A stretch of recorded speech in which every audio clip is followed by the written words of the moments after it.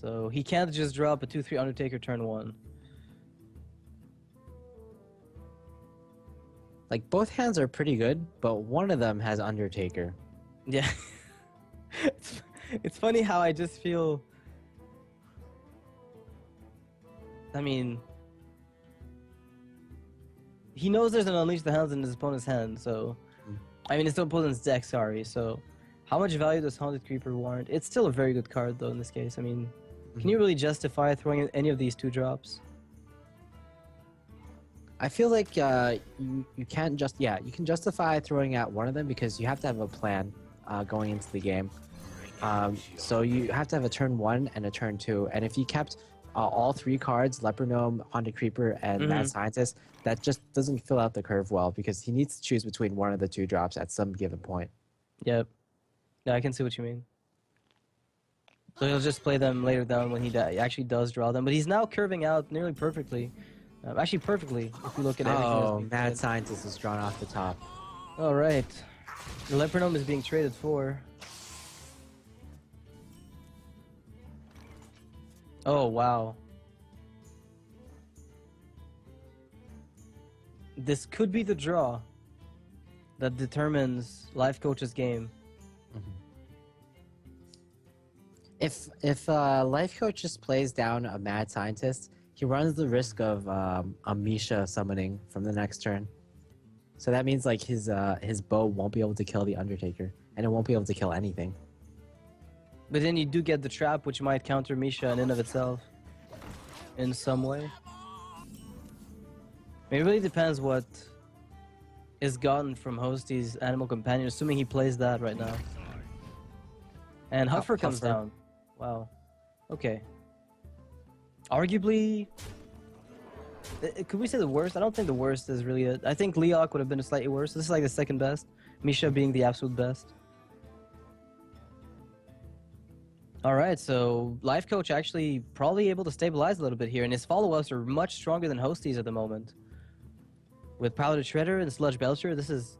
Yeah, he went for face there. I don't know if I agree with that, because now like basically Lifecoach, or Hosty isn't even doing extra damage by going to face because the Mad Scientist can just trade into the opponent's Huffer. Yeah, I can see that. Oh, Lifecoach has his own Snake Trap. So that Sludge Belcher will come in handy. Guarantee a trigger on the Snake Trap. So the question he must be asking himself here is Coin, Paladin Shredder, or Eaglehorn Bow, is my guess. There's very little, unless he's planning ahead, you know, all the turns that he's going to be having to deal with. Yeah, I think it's very fair to plan ahead at this stage. Coining, one of the reasons you want to use the bow in this scenario, if you really want to coin out the Sludge Belcher at some point, or you want the Sludge Belcher on the board. Sludge Belcher is the perfect card against Hunter. It's like somewhat of an anti-Hunter card. But this is an insane... Like, the Leok is actually the best card he could have had here, I think. Because it lets him trade the Mad Scientist into Sludge Belcher without worrying about anything. Although Web Spinner and Kill Command on Leok could feel somewhat interesting. But then again, what do you do against high mains afterwards? Right now, I think the obvious play is the Web Spinner into Kill Command on the Leok. But, and then maybe attack into the Web Spinner. But the problem there is, if your opponent has a Snake Trap on his side of the field, then you're looking for a lot of snakes. Like, the random 1/1s are just really threatening, surprisingly, because you don't have an Unleash the Hounds in your hand.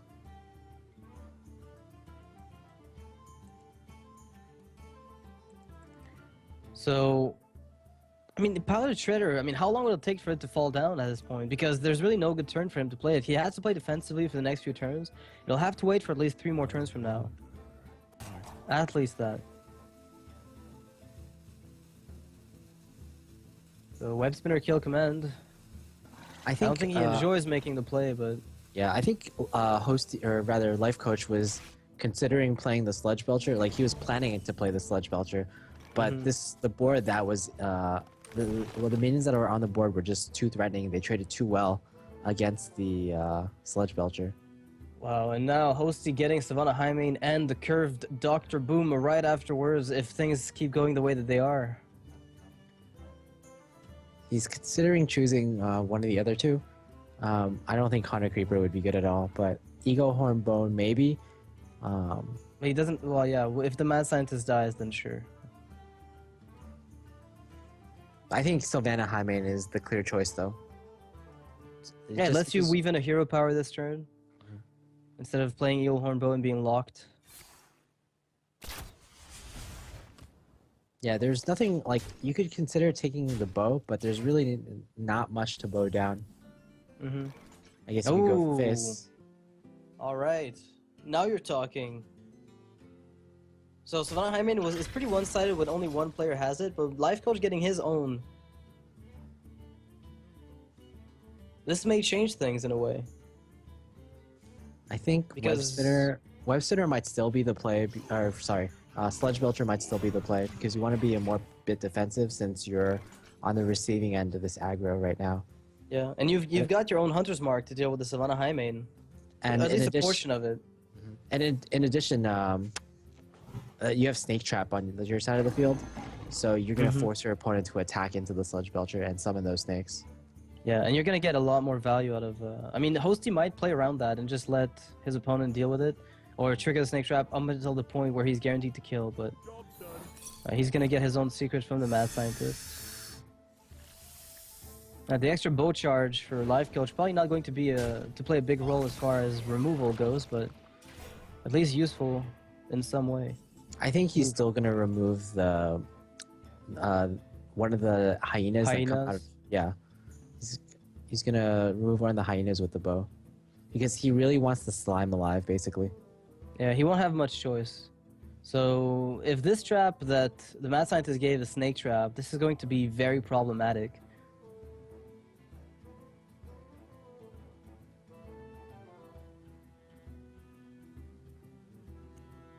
Yeah. Wow, he's gonna test for explosive. Or he's guaranteed, he thinks it's not explosive. It's not freezing, it's not explosive. Now he knows it is Snake. So do you just drop Freezing Trap here and just let him return his own Savannah to his hand? But then you can't develop your own... Yeah, and then... You could play Freezing and Emperor Cobra, so that whatever he does play... Emperor Cobra just doesn't feel as strong, though, and I feel in this position you need to race, so the Pilot Shredder with 4 attack... With Freezing Trap? Alright, so he's gonna try to go race and deal damage. You kind of just lose to Unleash the Hounds, but... that's what else fine. have you got? Yeah, exactly. You can't play around stuff you can't beat, right? Rule number 1 of Hearthstone, do not play around things you know you can't beat. Sometimes you have to just go all in on plays.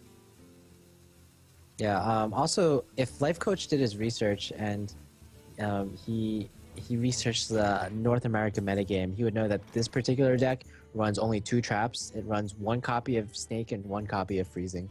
So he wasn't too scared of explosive that last turn. So Lifecoach has how much damage on the board? 7, 8. He's got 11, 12, 13. He's only got 13. So not even attacking with Highmane is probably a best play here for Hosty, because he can just pass and force the opponent to deal with Boom Boss because they would trigger Freezing Trap. In which case, well then again, how many snakes are gonna come down? So if you Hunter's Mark Dr. Boom, let's assume that's a play. And then you trade Snake into Boom, you trigger 3 snakes. Can you actually remove them all? Between Bow and Shredder, I think you can, but... I think it just depends on how the Boom bots land. Yeah, but you want to kill the snakes first. Or do you? Because you can't afford letting him trigger Snake Trap with his snakes. This is arguably one of the most difficult positions for Lifecoach here. Maybe even playing Haunted Creeper and coin out Savannah Highmane just to get boom bots, less targets to hit. Alright, he's gonna go for it. He's gonna activate the snakes. Which will take forever. Yeah, that's true. I wonder if Lifecoach will actually be able to clear this all. Let's see. Is the Rogue going to beat Lifecoach again? I think he's gonna oh, nice. Alright, so the first boom bot doesn't kill anything. Wow. He's got to feel very good about those hits. But then again, that last snake triggering Freezing Trap. Yeah, He unfortunately, wanted to use his bow on the last snake, but he didn't have time. yeah, unfortunately, This is game over. one of the snakes was killed. One of his own snakes was killed by Boombah, but in the end, it didn't matter. Hosty had unleashed the hound, so it was game over either way. So well played by both players, and Lifecoach not banning Hunter actually.